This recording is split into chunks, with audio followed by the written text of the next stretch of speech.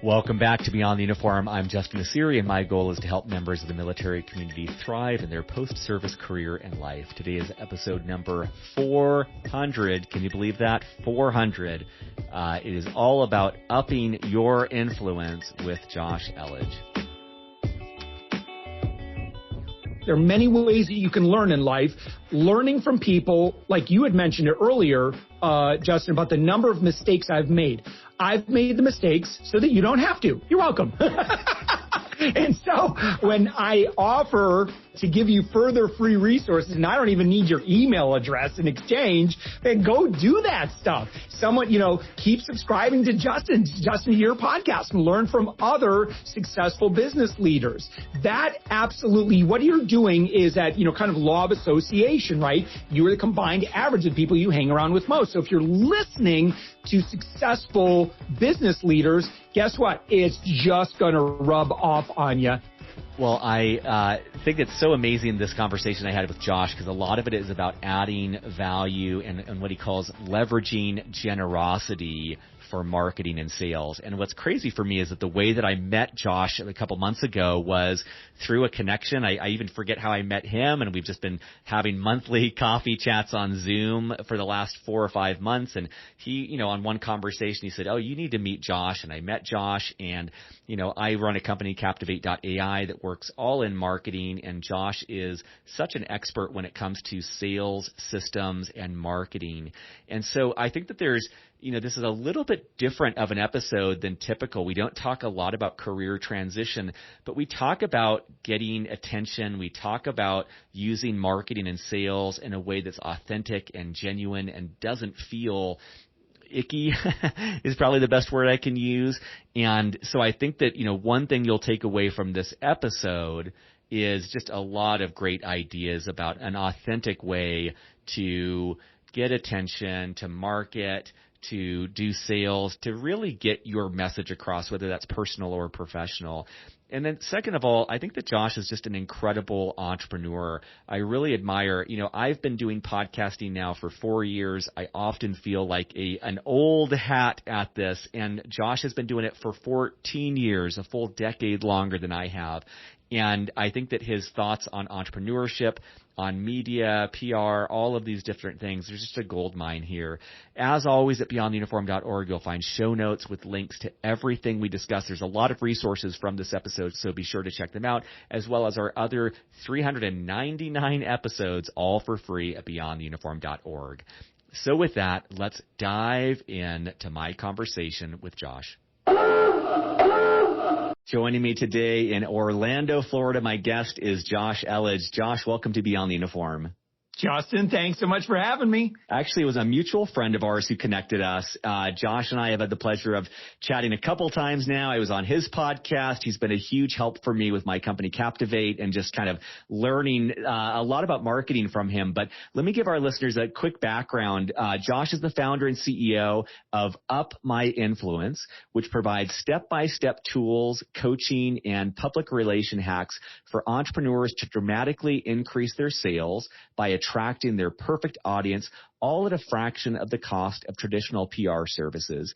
Since serving in the Navy as a broadcast journalist, he has founded and led multiple companies, including Savings Angel and the Josh Elledge Consulting Company. He has been podcasting for, get this, 14 years. Most people don't even know that podcasting has been around for that long. And he has had over 2,000 media appearances. So, Josh, let me actually make space and just see if there's anything you'd like to add or amend to that bio. Yeah, I'd say our greatest work, I'd say historically with Up My Influence, part and parcel to, I'd say, some opportunities that really have come across the past couple of years. My bread and butter today, it really is all about sales systems and leveraging generosity, leveraging authority, leveraging platform, and really truly, particularly from, those who are listening to us that sell services, right? Or higher ticket type engagement. Listen, I'm so grateful that you're listening to this conversation because I'm going to share with you exactly what works today. That's 99% of what we do today is we help our high ticket clients fill their sales schedule. And again, leveraging some of the things you talked about, media, authority, but again, mostly abundance, mostly generosity. And that's, you're going to hear me. I'll be banging that drum throughout this entire conversation because it works. I wrote that down as soon as you said it. I think it's such a beautiful phrase, leveraging generosity. And one of the reasons why I'm so excited to have you on the show is that in 398 episodes, I've seen that the military and the veteran community oftentimes have a pretty strong aversion to sales and things that come across as sales. And I think that one of your expertises is not only for many people taking that off their plate or a good chunk of it off their plate, which is great. But also, I think that you've got a really interesting perspective on how to approach this in a way that feels more authentic, that feels more genuine, that doesn't feel salesy. And I think that will resonate with our audience. So maybe to set the stage for this, if you bumped into, let's say, another Navy veteran on the street and they're like, "Oh, Josh, what do you do for a living?" How would you answer to that?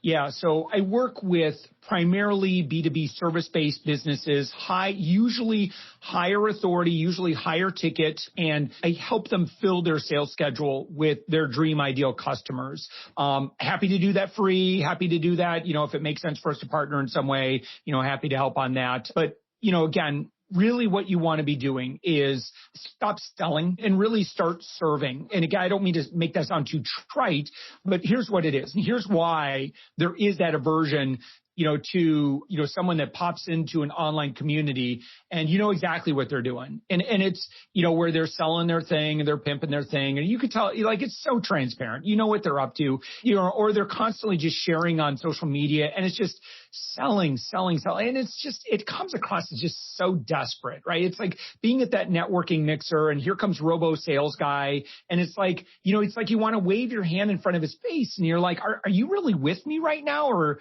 do you care about me or do you care about money? You just want my money. And so, when we can relax, and I learned this in the Navy. I was a Navy journalist. And when I was in journalist school, back then it was at Fort Benjamin Harrison in India, outside of downtown Indianapolis. Today the schools moved to DC. But, I got to hear from Adrian Cronauer. Adrian Cronauer spoke to our class.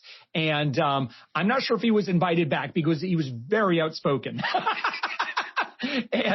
But he said, he really, if you're familiar with the story, of Good Morning Vietnam, Robin Williams, he says, I don't have the humor of Robin Williams. I'm not that funny, but you better believe that I knew in my gut that when it came down to, do I serve my audience authentically and truthfully, or do I toe the company line because of, some, in this case, propaganda objectives?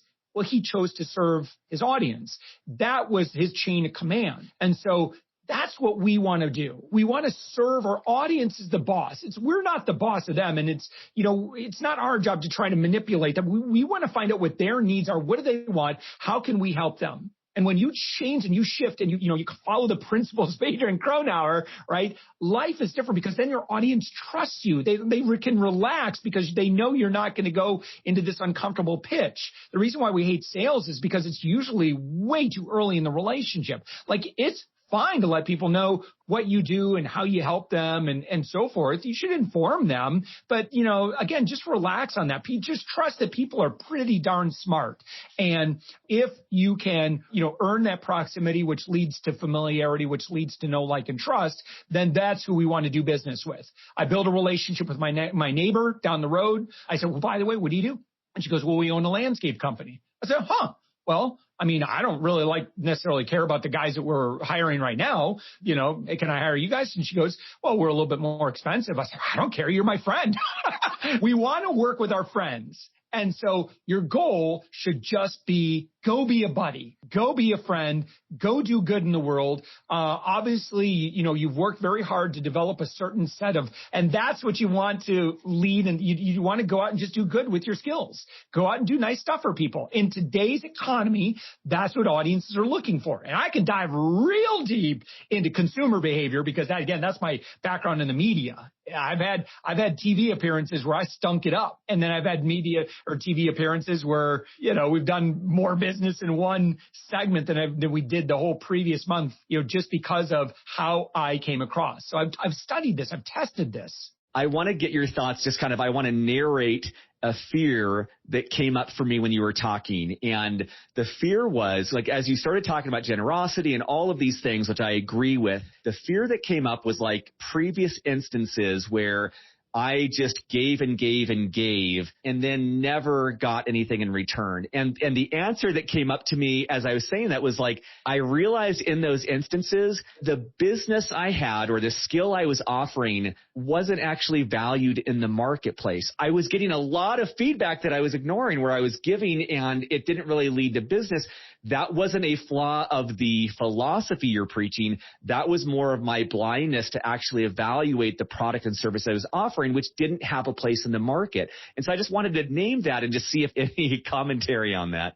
Yes, absolutely. So ultimately the market will decide, right? I'm not smarter. You're not smarter. Nobody's smarter than the market. Ultimately, the market will let you know whether they need your product or service. If you're selling e-courses, listen, it's going to be tough today because you're competing against what we're doing for free here, Justin. We're giving away value for free. We're teaching for free. You're competing against YouTube. YouTube, for the most part, is free. So, that's what you're competing. So that's the first thing is what else is really in the marketplace? We internally do not have a third party clear perception. Right now, while we're chatting, I'm validating an offer. I don't know if it's going to work. And it's around, the fact that we've gotten close to 100 big ticket clients over the past 13 months. Too bad it wasn't a year because that would sound so much better, but it's 13 months if I'm being accurate. All right. So I'm willing to teach, very specifically every sales psychology, every little aspect of that. But, again, a lot of that's kind of delivered, needs to be delivered via video because I just don't have the bandwidth to work with people to teach them individually. I'm happy to teach them for free and stuff, on the, the free level. But at some point, some people might want to engage at a higher level. I'm validating that right now. I have no idea if it's going to work out. I'd love to do this because I'd love to make a bigger impact in people's lives. And quite frankly, I am fearful that if I don't do it, that someone else will do it in a very inappropriate way and cause a lot of harm in the marketplace or cause a lot of people to invest in a bad program that doesn't work and they bastardize generosity, they bastardize platform and authority, right? Because you can use platform and authority in a very negative way and people, you'll make some sales, but people that don't want to buy are going to think pretty negatively. That's my fear. I feel like this moral obligation to do what I do. But again, you were kind of talking about, I have no idea. Talk to me in a couple of months and I'll let you know how it's going. So far, we just emailed my list one time and we've had some activity so far, but jury's still out. But you have to go through that. I think Pat Flynn did his book, Will It Fly, is a pretty good book. I read that one. He talks a lot about if you have no audience, so if you have audience, boy, that's, be very thankful for that. But, validation is pretty important. And sometimes it's disappointing. I've launched stuff that has went thud. So you're not alone. It's a rite of passage. Been there, done that. And I'd say that anybody who's been in business for any length of time, you've had your successes and you've had your failures. And chances are you've had more failures than you've had successes. But are you willing to stay in the game? Are you willing to keep serving? Because eventually, it's like with Savings Angel, my other company, Savings Angel was my 7th business venture. And that was the one that we turned into a 7-figure a year company. But, I had to fail a lot before I got to that point. One thing that I really like about what you're saying is I liked when you said what I heard was this sense of I want to get my message out because someone else is going to get their message out and it's likely going to be wrong or tainted. And I'll just share on a personal note, you and I connected on Facebook a while back and I really enjoyed your posts, even if I'm not always liking or commenting on them. A lot of your viewpoints are very similar to mine, not trying to reinforce a group think, but oftentimes I feel like I've got a good message And I want to get that message out there because I feel like a lot of advice to entrepreneurs is toxic. It's about workaholism. It's about getting up earlier and earlier and earlier, which I think is very detrimental advice. And so maybe broadening this from the standpoint of anyone, whether it's a business or a person, anyone who wants to get their message out. I'm thinking back at the start of our conversation, you said you went on the air before and it flopped, and then you went on and it just really crushed. What do people need to know about how to share their message in a way that's going to land, that's not going to fall flat, that's not going to lead to no action? Again, I want to give props to Pat. I was podcasting back, like you mentioned, in January 2007 is when February 2007. I started taking my radio segments and just putting them in an RSS feed, in a podcast. But it really wasn't until I think Pat put 3 videos out on YouTube, and he's like, "Listen, here's the mechanics of how to do a podcast." I'm like, "Oh, well, it's a little bit easier today."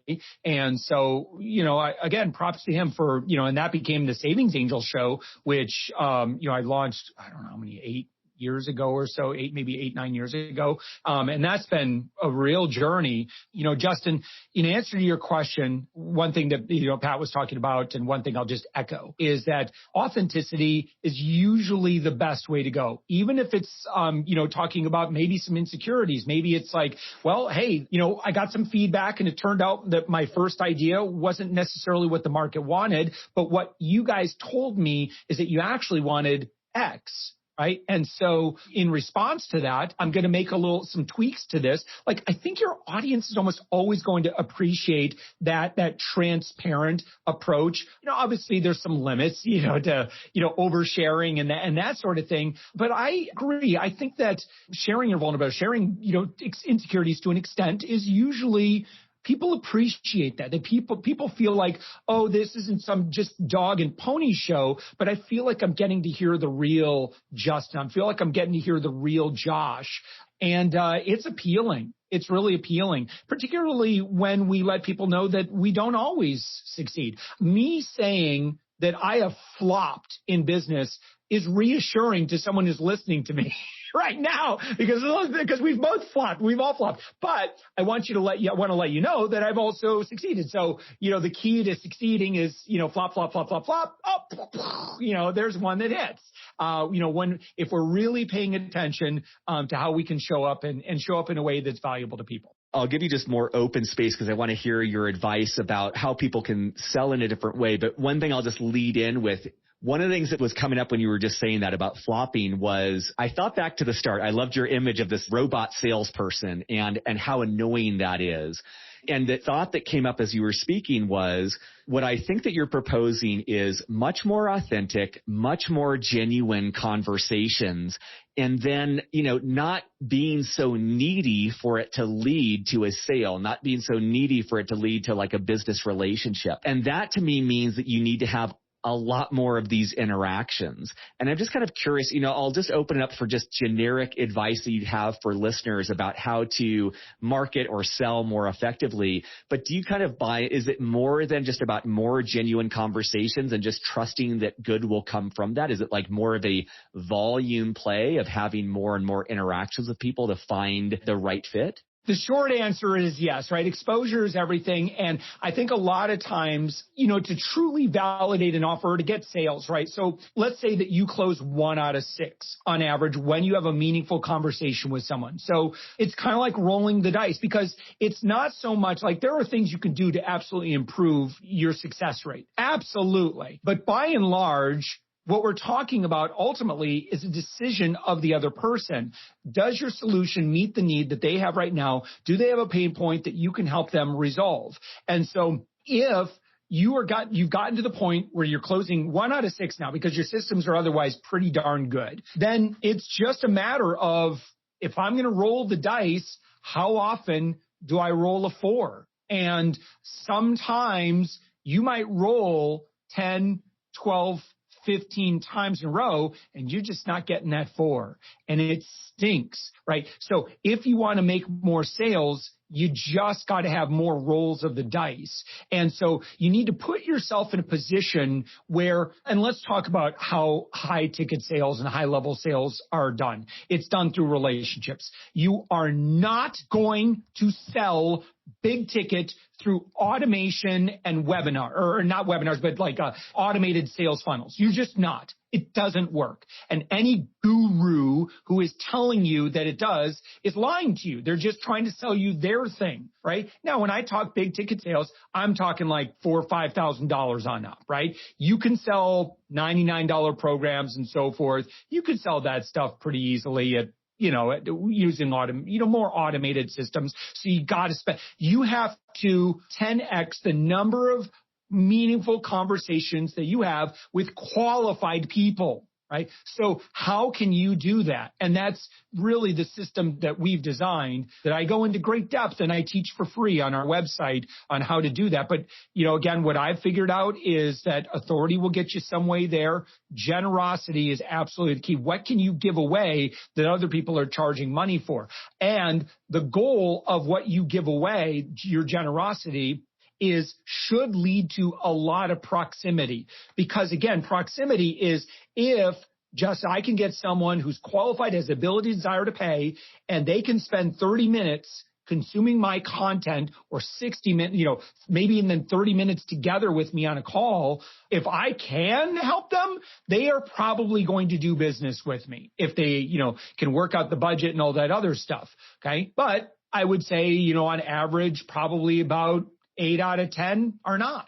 And so I have to be okay with that if I talk with 10 people, on average, 8 are probably going to say, well, it sounds good, but I really can't move the trigger on this. I really can't move on this. It's not really good timing. I'm not really the key decision maker. I don't really have the budget right now. Like all the objections that are out there, right? I don't want you spending a lot of time with people that are not qualified because that's really frustrating. You don't want to be talking with a lot of tire kickers. So again, if you're getting nothing but tire kickers, that means that your initial request or your offer was not valuable enough. So if what you give away is so valuable that everybody will show up and say, I'll do that, then you have to start setting filters on that, right? So you can say, listen, I'm going to give this away, but you got to be da-da-da-da-da-da. If you're not, at that level, like for us, our entryways, you need to be doing 6 figures in business. And that sounds pretty audacious of me. But if you look at what we give away, you understand, okay, I understand why you can't give that away to everybody.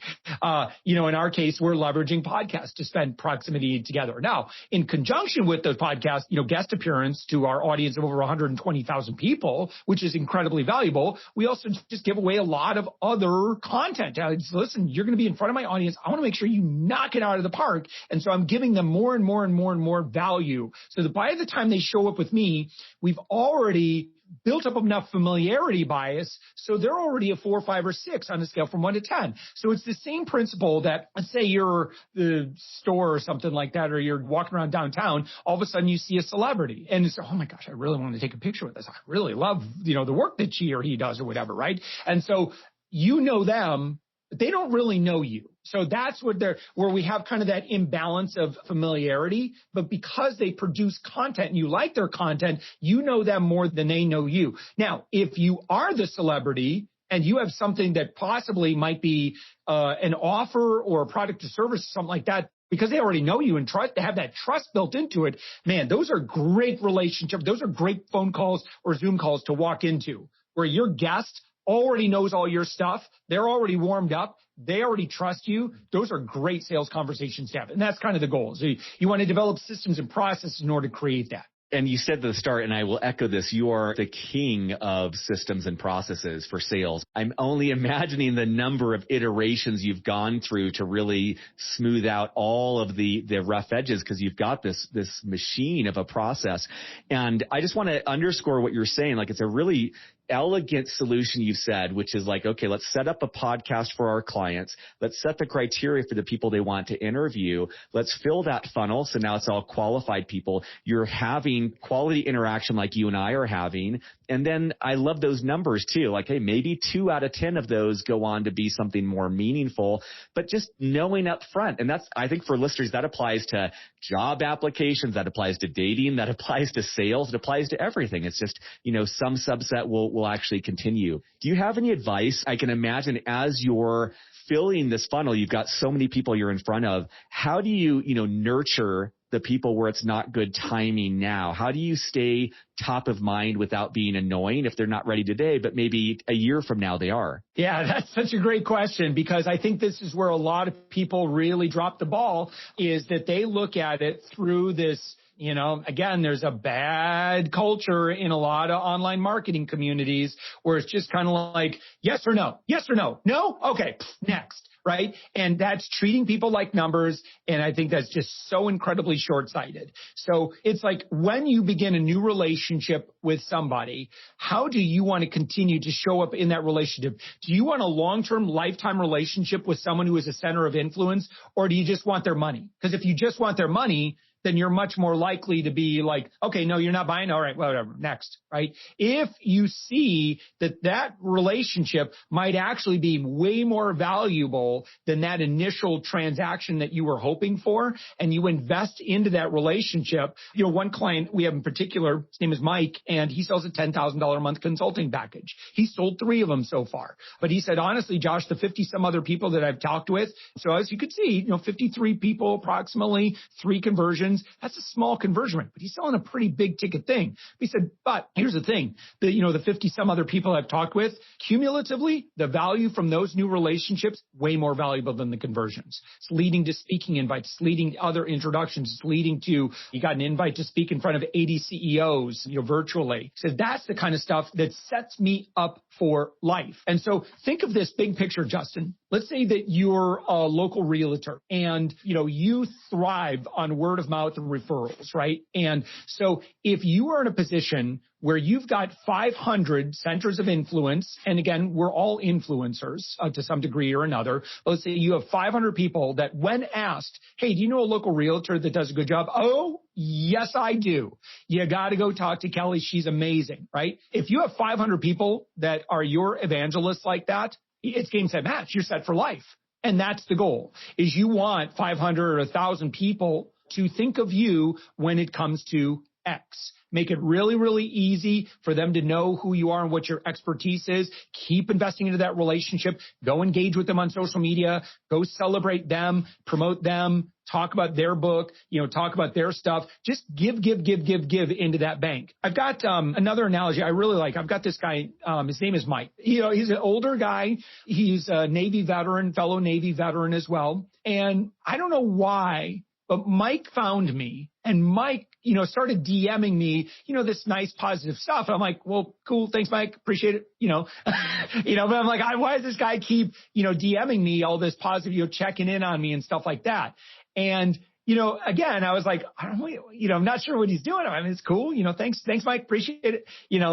But he kept at it. And he's like, hey, brother, just checking in on you. Just want to make sure you have a great day. Call on me if and he was persistent about his desire, his love, essentially. Right. And I've asked him about that. I'm like, tell me about that. He goes, for me, and he's retired, and, he's like, I love my military service, but for me, I just make it a point. I decided early on that I was going to adopt 10 shipmates, and I was going to check in on them. I was going to check in on them on a regular basis and let them know that they're loved.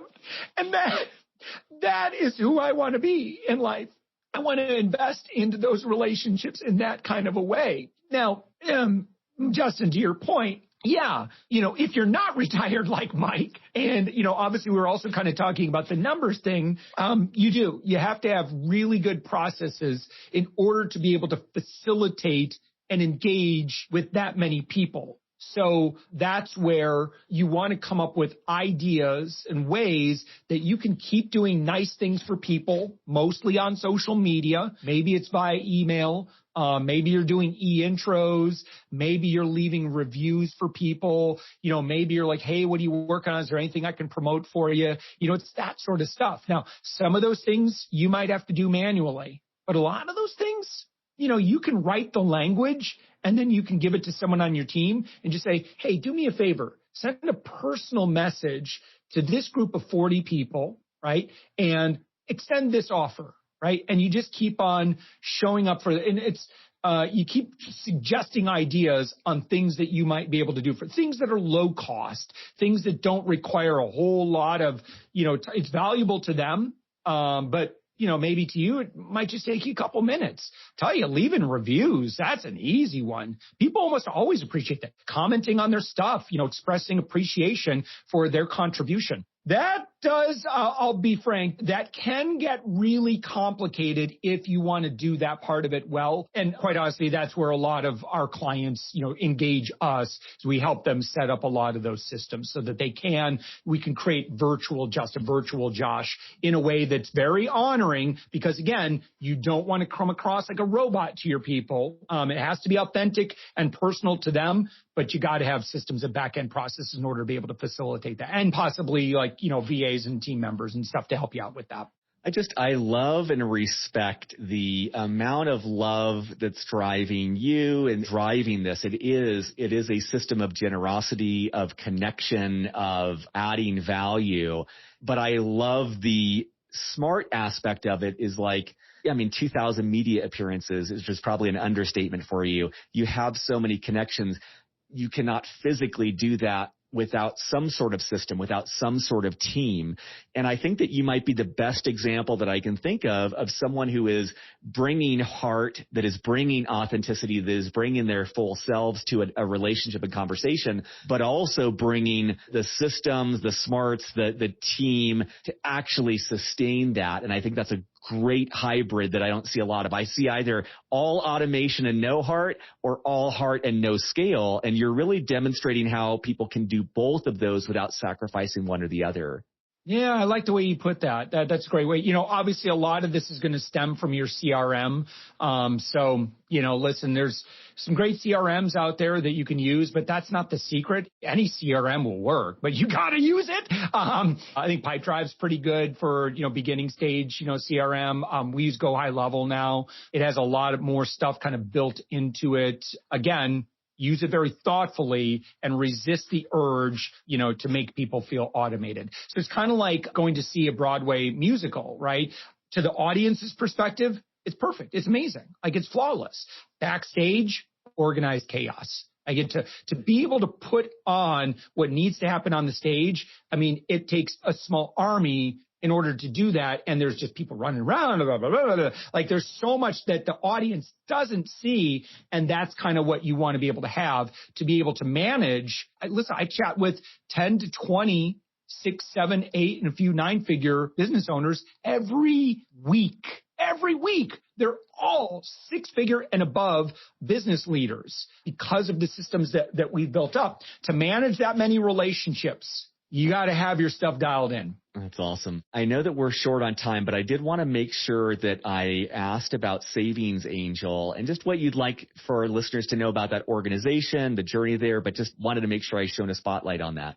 Oh, Bob, that was the company I launched, the beginning of January 10th, 2007. Listen, we've helped millions and millions and millions of people cut their grocery bill in half. I'll be frank, I don't spend a lot of my personal time there, but we've built up, over a decade, more than a decade, amazing content. So if you like getting a deal, a hookup or upgrade on things in life, spend some time and search any topic and I will teach you how to hack that system, save money. But I still do plenty of media on that. And, but it was really interesting. Savings Angel and my experience with that. And listen, be okay with this, right? Is sometimes we have life experiences or experience in business and then a new opportunity comes along. And this has happened to me several times. Savings Angel wouldn't exist if I wasn't having some financial instability in my own life. I needed to create a solution that would help me cut my grocery bill in half. That's what became Savings Angel. While I was doing Savings Angel, the market loved coupons and then they didn't really care for coupons. So meanwhile, I've been doing some consulting on the side because I got really good at getting in the media. So I'm like, okay, sure, I'll teach you how to do that. And people were willing to pay me for that. And that became up my influence. But while as an agency, essentially up my influence, we got really, really good at sales. And so we had clients who were like, look, the media is all well and good and stuff, but come on, Josh, hook me up. I know what you guys are doing on the sales side. Hell, I want sales. The media is all good. And so it was like, well, okay. Again, the market's asking for it. So then we were willing to teach them how to get sales. And so today, that's about all we do now is I help. So I share that there's that constant evolution and don't be afraid. It's like, last year, for example, with COVID and everything, you looked at the number of businesses that adjusted in some way, and it was a vast majority. About 80% of companies made some sort of a change in their business to adapt to new needs, new challenges, new constraints, or, new forces in the economy or in the market. And that's good. I think every entrepreneur should do that. You should be adaptable and willing to show up and say, you know what, here's a situation. I can help with that. And then let it be known. That's awesome. I have two more questions. One of them is just, we'll have show notes at beyondtheuniform.org. We'll have links to your website, which is upmyinfluence.com. Any other advice on how people can get a hold of you or follow the work that you're doing and all of this knowledge you're giving away for free? Yeah, for sure. So, number one, if you are doing 6 figures or more in business, listen, I've got a really great audience. My audience tends to be, second stage business owners. Usually most of my people are pretty successful. I do a daily podcast, and that's The Thoughtful Entrepreneur. I am always looking for amazing guests to promote, and I would love to celebrate you for your success. If you're not quite there, at upmyinfluence. First off, go listen to The Thoughtful Entrepreneur and just keep listening to episodes, and eventually you'll get there just by learning from all these folks. Also, if you're not quite there, I have a free 30, if you like some of these concepts I'm talking about, I'm like, okay. And you want to learn a little bit more like the details and the tactics and strategies, the tools, that sort of thing. Listen, I just teach it for free. I don't even ask for opt-ins. I don't do any of that stuff. Listen, if you like me and you want to come work with me, you'll figure it out. I treat my audience like adults. I don't say, I'll give you this 30-minute video, but you got to give me your email first. I show trust in audiences, and you'll see that. So you can find all of that on my website. It's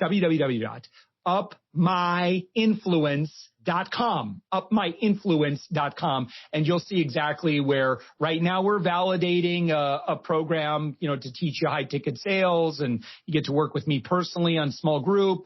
And of course, I've got all the resources and stuff. You can go check that out. And certainly, even if that's not for you, you don't have the budget for something like that, I'll teach you for free. And I've got videos that'll break down everything. Awesome. And I'll have links to all of those resources in the show notes. So last question is just always open-ended. Is there anything that we haven't covered that you want to make sure listeners know before we wrap up? Well, yeah. So listen, just a compliment to the person who's been with us for this length of time. I just want to assure you, you are absolutely on the right track. There are many ways that you can learn in life.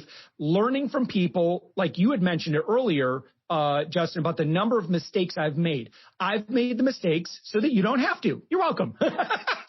And so, when offer to give you further free resources, and I don't even need your email address in exchange, then go do that stuff. Someone, keep subscribing to Justin, to your podcast, and learn from other successful business leaders. That absolutely, what you're doing is that, kind of law of association, right? You are the combined average of people you hang around with most. So if you're listening to successful business leaders, guess what? It's just going to rub off on you. And that's the idea is you want to learn from people that have been out in the trenches, that they have also learned from their mentors. And we keep distilling it down. Be wary of gurus. As you can tell, I've been sometimes non-complimentary of certain gurus out there. But listen, if you just listen to your heart, not your desperation, you can suss them out pretty easily. And pay attention to those that seem to be doing a good job of kind of leading with their heart.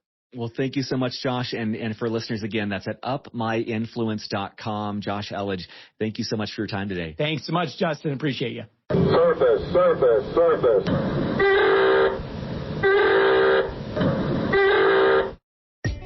Beyond the Uniform is written and produced by me, Justin Nassiri, with the help from our Chief of Staff, Steve Bain, our editor, Lex Brown, and our Head of Social Media, Janelle Hanf. We are an all-volunteer organization and would greatly appreciate your help in any of the following ways. First of all, spread the word. Beyond the Uniform has over 380 podcast episodes and 15 on-demand webinars, all offered for free. Help us spread the word on social media, at military bases, or whatever gets this resource in front of the men and women who need it. Positive reviews on iTunes go a long way towards this as well. Second of all, sponsorship. Beyond the Uniform relies on sponsorship to keep us going. There is so much more we'd like to do, but just don't have nearly the resources to do it. If you know of a company that would advertise in any way with Beyond the Uniform, please send them our way. Third of all, donations. If you're in a financial position to donate, you can find more information on the support section of our website. At our website, beyondtheuniform.org, you'll find over 380 episodes categorized by industry, functional role, and more. You'll also find both free and for-purchase resources that take a deeper dive on topics related to career growth. Thank you for your support as we aim to help members of the military and their families thrive in their post-military career and life.